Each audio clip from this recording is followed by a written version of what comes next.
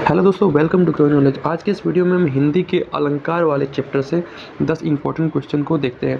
पहला क्वेश्चन है, सिर पट गया उसका वही मानो अरुण रंग का घड़ा हो। इस काव्य पंक्ति में कौन सा अलंकार है? तो देखिए, यहाँ पे सिर क्या है, ये उपमेय है। उपमेय का उपमान में जब कल्पना की जाती हो तो वहाँ पे कौन सा अलंकार होता है? उत्प्रेक्षा अलंकार होता है। जैसे यहाँ पे सिर का कल्पना अरुण रंग के घड़ा से की जा रही है, यानी कल्पना की जा रही है, तो वहाँ पे उत्प्रेक्षा अलंकार है। ठीक है।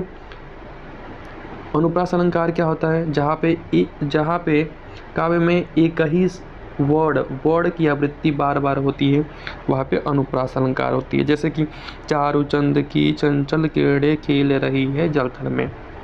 ठीक है। अब उपमा अलंकार क्या होता है? जहाँ पे एक वस्तु या फिर प्राणी की तुलना दूसरे वस्तु या प्राणी के साथ की जाती है। ठीक है। जब तुलना एक वस्तु या प्राणी की तुलना किसी दूसरे वस्तु या प्राणी से की जाती है तो वहाँ पे होता है उपमा अलंकार। और अतिशयोक्ति अलंकार क्या होता है? जहाँ पे किसी चीज़ को बहुत ही बढ़ा चढ़ा के बोला जाता है तो वहाँ पे अतिशयोक्ति अलंकार होता है। क्वेश्चन है, कहे कवि बेनी बेनी ब्याल की चुराई लीनी में कौन सा अलंकार है? यहाँ पे एक शब्द दो बार आया है लेकिन इन दोनों के अर्थ अलग अलग होंगे, तो वहाँ पे कौन सा अलंकार होगा? वहाँ पे होगा यमक अलंकार। कैसे?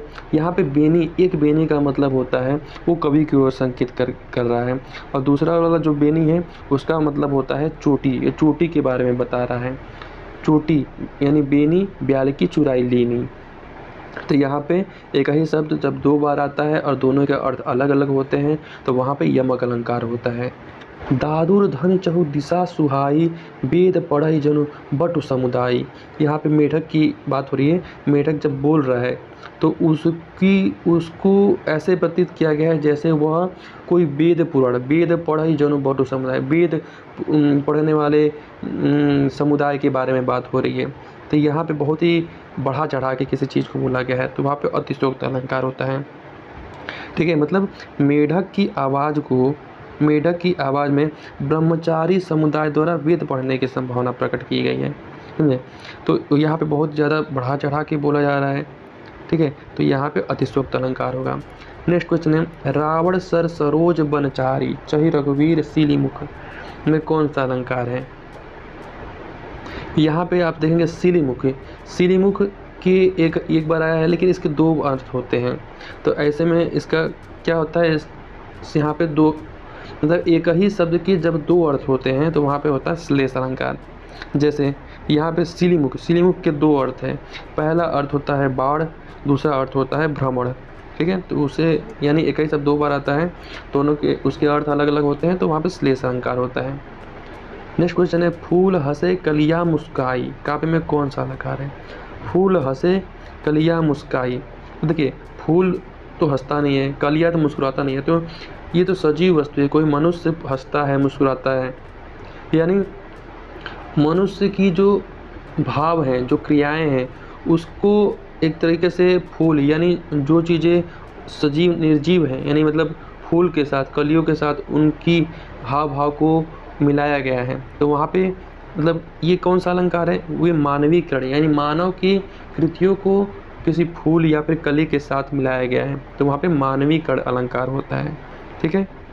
मतलब कहने का मतलब है कि हंसना, मुस्कुराना, ये जो क्रियाएं होती हैं ये मनुष्य ही कर सकता है। प्राकृतिक चीज़ें जैसे कि फूल या कली तो कर नहीं सकती हैं। तो जब इस प्रकार के जब वर्णन करता है इस प्रकार का, तो वहाँ पे कौन सा अलंकार होगा? तो मानवीकरण अलंकार होगा। नेत्र मानो कमल है, इस वक्त में कौन सा अलंकार है? देखिए, नेत्र और कमल, नेत्र क्या है? उपमेय का उपमान, और कमल क्या उपमान है? उपमेय में उपमान की कल्पना की गई है। जैसे कि ये कल्पना कर रहा है नेत्र जैसे कि कोई कमल हो, तो जहाँ पे कल्पना की जाती है उपमेय से उपमान में, वहाँ पे उत्प्रेक्षा अलंकार होती है। रघुपति राघव राजा राम, र यानी एक ही वर्ड की आवृत्ति बार बार हुई है तो यहाँ पर अनुप्रास अलंकार हो गया। क्वेश्चन है, जेते तुम तारे तेते नभ में न तारे हैं, यानी यहाँ पे तारे शब्द दो बार आया हुआ है और इन तारे का जो मतलब मीनिंग होता है, अर्थ होता है, दोनों बार में अलग अलग है। तो यानी एक ही शब्द दो बार आए, दोनों के अर्थ अलग अलग होते हैं, तो वहाँ पे यमक अलंकार होता है। जैसे कि इसमें इनका मतलब क्या होता है? इसमें एक तारे का मतलब होता है उदारता से लिया गया है, और दूसरे तारे का मतलब होता है आसमान में तारों की बात कर रहा है, ठीक है, आसमान में तारों की बात कर रहा है। तो इस प्रकार के वाक्यांश में ये कहना चाह रहे हैं कि तुम इतने उदार हो जितने आसमान के तारे हो। नेक्स्ट क्वेश्चन है, देख लो साकेत नगरी है यही, स्वर्ग से मिलने गगन में जा रहे। तो इसमें बहुत बढ़ा चढ़ा कर बोला गया है, अतिशयोक्त अलंकार है। यहाँ पे एक नगर की सुंदरता का वर्णन किया गया है, और ये वर्णन को क्या किया गया, बहुत ही बढ़ा चढ़ा के किया गया। तो वहाँ पे बढ़ा चढ़ा के बात होगा तो वहाँ पर अतिशयोक्त अलंकार होगा। क्वेश्चन है, नील गगन सा शांत हृदय था रो रहा।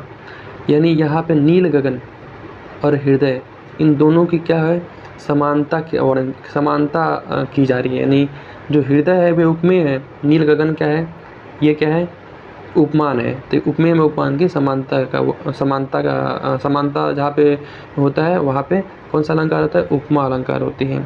मतलब हृदय की नील गगन से तुलना की गई है, ठीक है। मतलब दो वस्तुओं को जहाँ पे एक समान धर्म की वजह से वर्णन किया है, तुलना किया जाती है, वहाँ पे उपमा अलंकार होता है।